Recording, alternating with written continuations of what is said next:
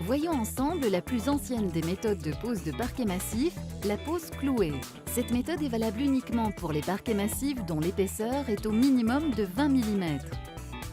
Vous aurez besoin comme matériel d'un marteau ou d'une cloueuse, de colle à bois, de la pâte à bois, d'un mètre, d'un chasse-clou, d'un couteau à enduire, d'une scie à dos et d'un tire-lame.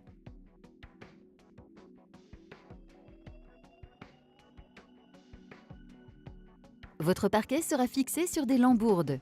Positionnez les lambourdes dans le sens de la lumière ou dans le sens de la marche.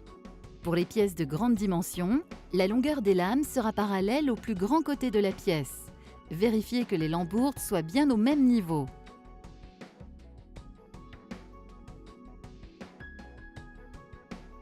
Après avoir bien positionné une première rangée de lames contre les cales, les rainures vers le mur, laissez un espace d'environ 10 mm pour la dilatation du bois à l'aide de petites cales. Clouez bien droit près des plinthes tous les 40 cm.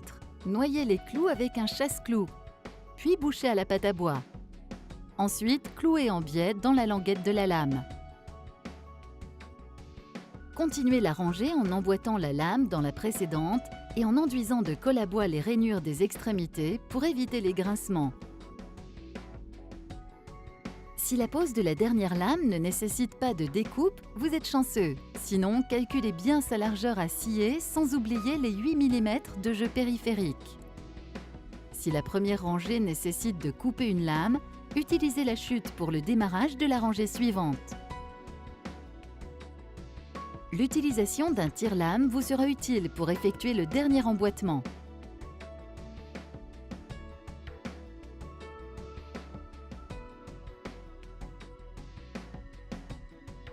Pour finaliser la pose, masquez les jeux de dilatation périphérique par l'installation de plinthes ou de baguettes de finition assorties à votre parquet. Pour les séparations de pièces, s'il s'agit d'un revêtement différent, utilisez des seuils de jonction ou des seuils à niveau s'il y a un écart. Si les pièces sont recouvertes du même parquet, vous pouvez utiliser une lame de parquet à contresens pour un effet déco, ou ne pas marquer la séparation et le poser d'un seul tenant si bien sûr le parquet est bien parallèle au mur dans toutes les pièces.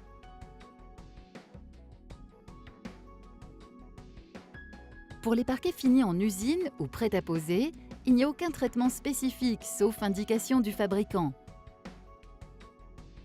En règle générale, les parquets protégés à l'huile naturelle nécessitent une dernière couche de protection supplémentaire après la pose.